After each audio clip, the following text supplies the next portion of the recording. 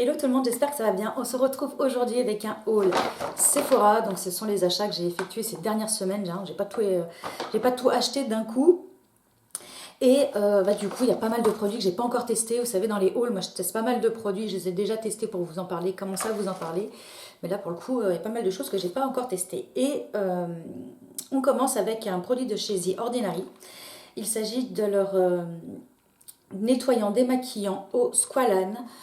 Ça se présente comme ça dans un tube. Donc on nous dit nettoyant démaquillant. Alors c'est vrai que c'est toujours un petit peu... ça porte un petit peu à confusion. Je ne sais pas si c'est vraiment un nettoyant démaquillant. En tout cas, moi je l'ai acheté en tant que nettoyant. Donc en deuxième nettoyage du double nettoyage. Et le squalane a des propriétés hydratantes. Donc du coup... voilà, soutient l'hydratation en surface, sans parfum. Donc voilà, on va tester et puis je vous en donnerai des nouvelles. Autre produit, j'ai craqué pour la nouvelle palette de Charlotte Tilbury qui est la Easy Eye Palette pour adopter le Darling Look de Charlotte. Donc c'est une palette comme ça de 6 fards à paupières avec les couleurs iconiques de la marque. Alors, je la porte aujourd'hui et j'ai filmé un tuto make-up pour vous la montrer en action. Elle est juste magnifique. Vous voyez le maquillage que j'ai réalisé aujourd'hui.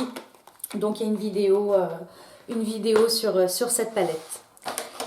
Ensuite, chez Urban Decay, j'ai craqué encore pour une palette de fard à paupières. En ce moment, j'arrête pas les palettes de fard à paupières. Il s'agit de la Naked Honey. Donc je pense que là vous en avez déjà entendu beaucoup parler. Celle-ci, on est sur une palette, je l'ai même pas swatchée, vous voyez. Donc là on est sur une palette de fard à paupières au ton doré. Je la trouve sublime, je pense qu'on peut créer un tas de looks avec. Donc c'est sûr, de toute façon, avait vu le nombre de fard à paupières disponibles dans la palette. Il y en a vraiment des magnifiques. Alors je vais vous dire que la teinte qui m'attire le moins, c'est justement la teinte Honey qui est hyper jaune. Mais alors toutes les autres, celle-ci là, sublime. Donc hâte de jouer avec. Je verrai si je peux vous faire un tuto avec ou pas. Là, il y a pas mal de tutos make-up du coup qui arrivent sur ma chaîne. Ensuite, toujours chez Urban Decay, j'ai acheté un gloss. C'est un lip plumper donc, qui est censé donner un petit peu plus de volume aux lèvres. Je ne l'ai pas encore testé. Donc j'ai pris le Cherry qui se présente comme ceci. C'est un gloss pailleté, avec des micro paillettes roses et dorées. Il sent super bon. Hop, on a un gros applicateur comme ça. J'adore ce type d'applicateur. C'est le même, vous savez, que c'est le même genre que sur l'huile confort Éclat Minute de Clarins. C'est le même type d'embout et je trouve que c'est super pratique. Pour appliquer, ça va vite. Donc on est sur un gloss, ouais, voilà, là on voit. Vous voyez, il est à peine rosé. Je pense qu'en topper par-dessus les rouges à lèvres, ça peut être très très bien. Il sent super bon, il sent la cerise et en même temps le menthol un petit peu. Donc je pense que ça peut être très agréable. Petit coup de frais sur les lèvres. Moi j'aime bien les produits un petit peu mentholés comme ça sur les lèvres. Ensuite, chez Yves Saint Laurent, j'ai acheté 2 vernis.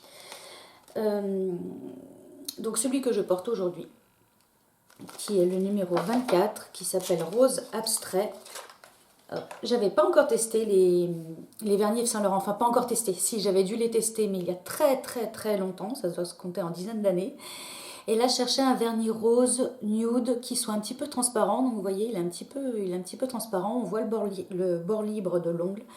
Et le pinceau est génial. Vous savez, moi j'aime bien les pinceaux Essie et Dior. Et je me rappelais pas qu'Yves Saint Laurent ou alors ils ont changé entre temps. Hop, on est, vous voyez, sur un pinceau un peu comme ça, langue de chat. Donc un pinceau court, plat et arrondi sur les côtés. Donc les pinceaux parfaits.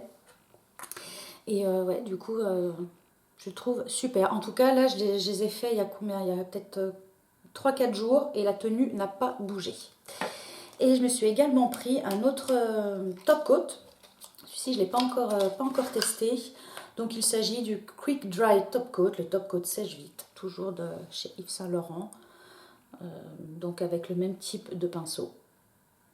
Donc je termine le mien et puis après je passerai à celui-ci. Je vous dirai ce qu'il vaut et s'il sèche vraiment, s'il accélère vraiment le séchage du vernis à ongles.